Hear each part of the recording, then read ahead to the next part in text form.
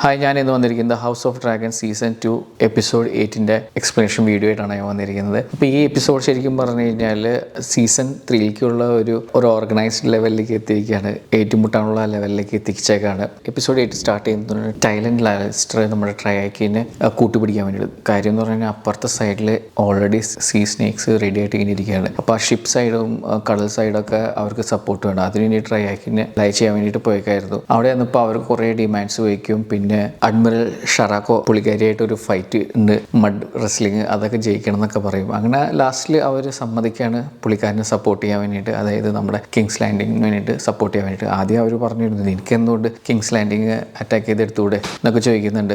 Last അവരെന്തായാലും ട്രയാക്കി തീരുമാനിക്കണം അവരെ സപ്പോർട്ട് ചെയ്യാൻ വേണ്ടിയിട്ട്. ടൈലൻഡ് ആ സമയത്ത് നന്നായിട്ട് പെർഫോം ചെയ്ത് പുള്ളിക്കാരനും മഡ് റെസ്ലിംഗ് ജയിക്കുന്നുണ്ട്. പിന്നെ ആ സമയത്ത് അഡ്മിറൽ ഷറാക്കോ ആളുടെ അടുത്ത് പറയുന്നുണ്ട് ആളുടെ വൈഫിന് ചിൽഡ്രൻസ് ഉണ്ടാക്കി കൊടുക്കണം. അങ്ങനെ പല ഡിമാൻഡ്സ് ഒക്കെ സപ്പോർട്ട് ചെയ്തതിന് ശേഷമാണ് ട്രയാക്കി ഹെൽപ്പ് ചെയ്യാൻ തീരുമാനിക്കുന്നത്. പിന്നെ കാണിക്കുന്നത് നമ്മുടെ ലോർഡ് ഹാരിസ് നമ്മുടെ ഏഗനെ കൺവിൻസ് ചെയ്യിപ്പിക്കുകയാണ്, നമുക്ക് ഇവിടെ നിന്ന് രക്ഷപ്പെടാം, നിന്റെ ബ്രദർ നിന്നെ കൊല്ലും, ഇല്ലെങ്കിൽ റെനേറിയ അറ്റാക്ക് ചെയ്യുമ്പോൾ പുള്ളിക്കാരുടെ നിന്ന് നിങ്ങൾക്ക് മരണം ഉറപ്പാകും. അപ്പോൾ അതിൽ നിന്നൊക്കെ ഇപ്പം തൽക്കാലത്തേക്ക് മാറി നിൽക്കാം, നമുക്ക് ബ്രാവോസിൽ പോയി നിൽക്കാം. ബ്രാവോസിൽ ഹാരൻഹലിൻ്റെ സ്വർണവും കാര്യങ്ങളൊക്കെ ഉണ്ട്. അപ്പോൾ അവിടെ നമുക്ക് കുറച്ച് നാളത്തേക്ക് സേഫായിട്ട് നിൽക്കാം. തൻ്റെ അനിയനും റെനേറിയായിട്ട് അടിയുണ്ടാവട്ടെ, എന്നിട്ട് നമുക്ക് അതൊന്ന് സെറ്റിൽ ആയതിനു ശേഷം നമുക്ക് പുറത്തേക്ക് ഇറങ്ങാമെന്ന് പറയും. അത്രയും കാലം നമുക്ക് ബ്രാവോസിൻ്റെ കൂടെ നിൽക്കാം. പക്ഷേ ഏഗണിന് അത് താല്പര്യം ഉണ്ടായില്ല. എന്നാലും ആള് ഏറ്റവും അവസാനം കാണിക്കുന്നുണ്ട് ലോർഡ് ലാരിസ് ആയിട്ട് ഒരു കുതിര വണ്ടിയിൽ ഒളിച്ച് രക്ഷപ്പെട്ടു പോകുന്നത് കിങ്സ് ലാൻഡിൽ നിന്ന്. വാറ് നന്നായിട്ട് മുറുകുമ്പോൾ തിരിച്ചു വരാവുന്ന രീതിയിലാണ് പറഞ്ഞിട്ട് പോകുന്നത്. പിന്നെ കാണിക്കുന്നത് റേന നമ്മുടെ ഡ്രാഗനെ അഴിച്ചു പോകുന്നത്.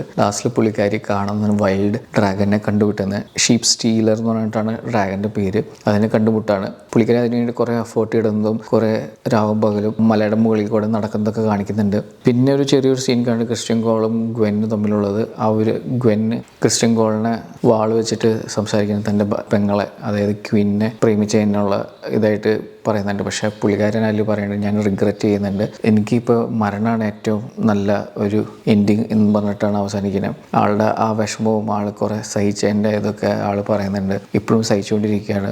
ഡാൻസ് ഓഫ് ഡ്രാഗൺസ് സാധനമുണ്ട് കാര്യങ്ങൾക്കൊക്കെ. അപ്പോൾ ഒരു നല്ലൊരു മരണം കിട്ടുക എന്നാണ് ആഗ്രഹിച്ച് നടക്കുന്ന ഒരു സിറ്റുവേഷൻ ആണെന്ന് പറയും. പിന്നെ എയ്മണ്ടിനെ കാണിക്കുന്നുണ്ട്. എയ്മണ്ട് നമ്മുടെ വാഗാർ വെച്ചിട്ട് ഷീപ്പ് പോയിന്റിൽ പോയിട്ട് അറ്റാക്ക് ചെയ്യുന്നത്. ഷീപ്പ് പോയിന്റ് എന്ന് പറയുന്നത് നമ്മുടെ റെനേറിയയ്ക്ക് സപ്പോർട്ട് ചെയ്യുന്ന ഒരു ഏരിയയാണ്.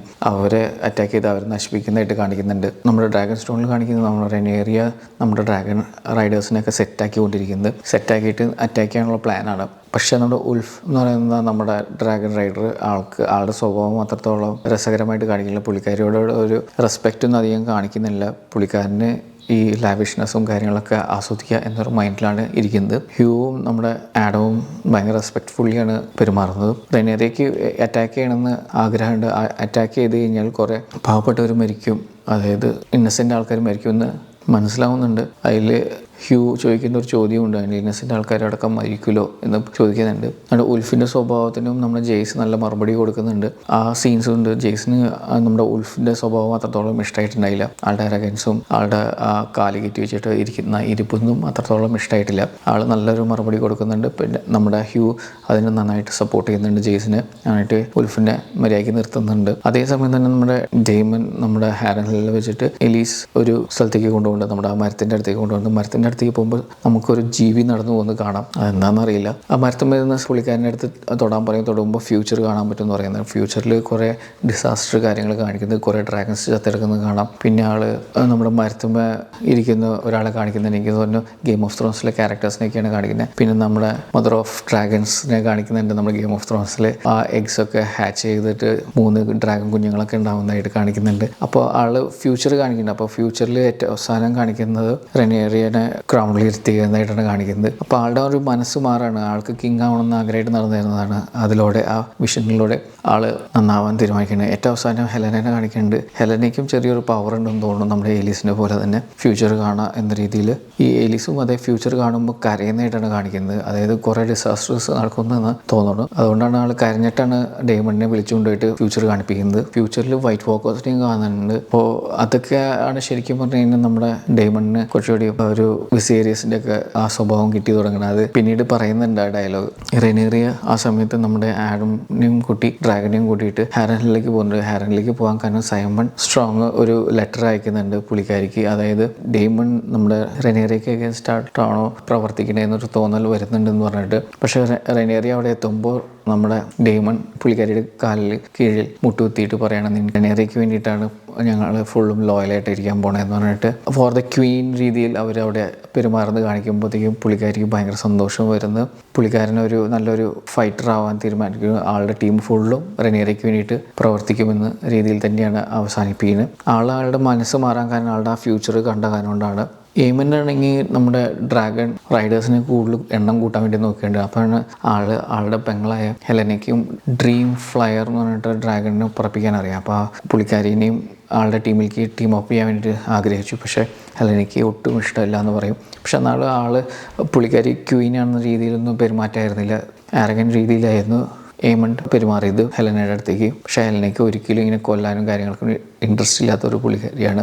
ആ സമയത്ത് തന്നെ ഹെലന ഒരു ഫ്യൂച്ചർ പറയുന്നുണ്ട്, എയ്മണ്ട് മരണപ്പെടും, ആറുടെ അന്ത്യമായിരിക്കും എന്ന രീതിയിൽ പറയുന്നുണ്ട്. പിന്നെ ഹെലനയ്ക്ക് ഒരു നാട്ടുകാരൊക്കെ പറഞ്ഞു നടക്കുന്ന ഒരു കാര്യം കൂടിയുണ്ട്, ഏഗണിനെ ബേൺ ചെയ്യിപ്പിച്ചത്, അത് കൊല്ലാൻ ശ്രമിച്ചത് പൊള്ളിയത് കാരണം എയ്മണ്ട് എന്ന രീതിയിൽ പറയുന്നുണ്ട്. അപ്പോൾ പുള്ളിക്കാരിയുടെ അടുത്ത് ചോദിക്കേണ്ടത് നീ അത് വിശ്വസിക്കുന്നുണ്ടോ ചോദിക്കുമ്പോൾ ആൾക്കാർ പറയുന്നതാണല്ലോ എന്നൊരു രീതിയിൽ പറയും. ഗ്രാൻഡ് മാസ്റ്ററായ ഓൾമീൽ വഴി നമ്മുടെ ആലിസൻ്റ് ഡ്രാഗൺ സ്റ്റോണിലേക്ക് എത്തുന്നുണ്ട്. അവിടെ എത്തിയിട്ട് നമ്മുടെ റെനേറിയനെ കാണുന്നുണ്ട്. റെനേറിയനെ കാണുമ്പോൾ പുള്ളിക്കാരി അവിടെ ഒരു ഓഫർ കൊടുക്കുകയാണ് റെനേറിയയ്ക്ക്, കിങ്സ് ലാൻഡിങ് ഓഫർ ചെയ്യാണ്. എന്നിട്ട് ബാക്കിയുള്ളവർ വെറുതെ വിടണം എന്ന രീതിയിൽ പറയുന്നത്. പുള്ളിക്കാരി പറയുന്നു ഏഗൻ്റെ തല വെട്ടാതെ എനിക്ക് സ്വന്തമാക്കാൻ പറ്റില്ല. അപ്പോൾ ഫോർ ദ സൺ എന്ന് പറഞ്ഞ രീതിയിൽ സംസാരിക്കുന്നുണ്ട്. ആ സമയത്ത് ആലിസൻ്റ് ഭയങ്കരമായിട്ട് വിഷമിച്ച് പുറത്തേക്ക് പോകുന്നുണ്ട്. റെനേറിയയ്ക്ക് ആ സമയത്ത് സങ്കടം വരുന്നത് പുള്ളിക്കാരിയുടെ ഫ്രണ്ടിൻ്റെ പോയിന്റ് ഓഫ് വ്യൂവിൽ കാണുമ്പോൾ പുള്ളിക്കാരിയുടെ മകൻ മരിക്കും എന്നൊരു ഫീല് വരുമ്പോൾ ആ സങ്കടം കൂടി പുള്ളിക്കാരിയുടെ കാണുന്നുണ്ട്. കാര്യം പുള്ളിക്കാരിയുടെയും മകനെ നഷ്ടപ്പെട്ടതാണ്. അപ്പോൾ ആ ഇമോഷൻസ് അവിടെ നന്നായിട്ട് ഷെയർ ചെയ്യുന്നുണ്ട്. പിന്നെ അവസാനം നല്ലൊരു കിടിലൻ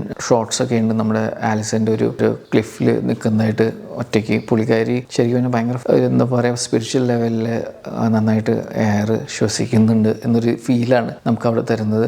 പക്ഷേ ഉള്ളിലും നല്ല വിഷമങ്ങളായിട്ട് കിങ്സ് ലാൻഡിങ്ങിൽ പുള്ളിക്കാരി എന്തായാലും അറ്റാക്ക് ചെയ്യുമെന്നറിയാം. അപ്പോൾ ഒരു ടൈം ചോദിച്ചേക്കാണ് പുള്ളിക്കാരിക്കും ഹെലനയ്ക്കൊക്കെ രക്ഷപ്പെടാൻ വേണ്ടിയിട്ട്. പിന്നെ ഇപ്പുറത്തൊരു നല്ലൊരു സീൻ കാണിക്കുന്നുണ്ട്, ആൻസസ്റ്റേഴ്സിൻ്റെ കുറേ ഡോക്യുമെൻറ്റ്സ് ഇരിക്കുന്നതും ഒരു ചെറിയ കള്ളിയിൽ റെനേറിയനെ കാണിക്കുന്നത്. അപ്പോൾ പുള്ളിക്കാരി ഫുള്ളും ആൻസസ്റ്റേഴ്സിൻ്റെ എല്ലാം ഭാരവും ചുമന്ന് ആ രീതിയിൽ തന്നെ നല്ല രീതിയിൽ തന്നെ കിങ്സ് ലാൻഡിങ്ങിനെ സംരക്ഷിക്കാൻ രീതിയിൽ തന്നെയാണ് പുള്ളിക്കാരി മുന്നോട്ട് പോകുന്നത്. പക്ഷേ അതേസമയം തന്നെ എയ്മണ്ട് അവിടെ ഭരിക്കുന്നത് സ്മോൾ ഫോക്സിനെ ഒന്നും കൺസിഡർ ചെയ്യാതെയാണ് ജീവിക്കുന്നത്. അവർക്ക് പട്ടിണിയാണെന്നോ അതൊന്നും ഒരു ചിന്ത മനസ്സിലില്ല എയ്മണ്ണിന് ആകെ ലക്ഷ്യം ആളുടെ ആ സ്ഥാനവും ആളുടെ ഈഗോനസും കാര്യങ്ങളൊക്കെയാണ്. പിന്നെ ഒരു ചെറിയൊരു ഷോട്ട് കാണിക്കുന്ന നമ്മുടെ ഹൈടവർ ഓട്ടോനെ ഒരു കേജിൽ കിടക്കുന്നതായിട്ട് കാണിക്കുന്നത്. ഒരു പ്രിസണാണോ കേജാണോ എന്ന് എവിടെയോ കിടക്കുന്നതായിട്ട് കാണിക്കുന്നുണ്ട്. അതിൻ്റെ പിന്നിലുള്ള എന്താ സ്റ്റോറി എന്ന് നമുക്ക് ഡീറ്റെയിൽ ആയിട്ട് അറിയില്ല. പിന്നെ കാണിക്കുന്ന ഒരു സെക്ഷൻ എന്ന് പറയുന്നത് വെസ്റ്ററോസിൽ ഫുള്ളും യുദ്ധത്തിന് വേണ്ടി എല്ലാവരും പ്രിപ്പയർ ചെയ്തുകൊണ്ടിരിക്കുന്നത്. എല്ലാവരും നമ്മുടെ ഡെയ്മനും എയ്മണ്ടും ലാനിസ്റ്റേഴ്സും സീ സ്നേക്കിലേക്ക് നമ്മുടെ കോളിസ് കയറുന്നതും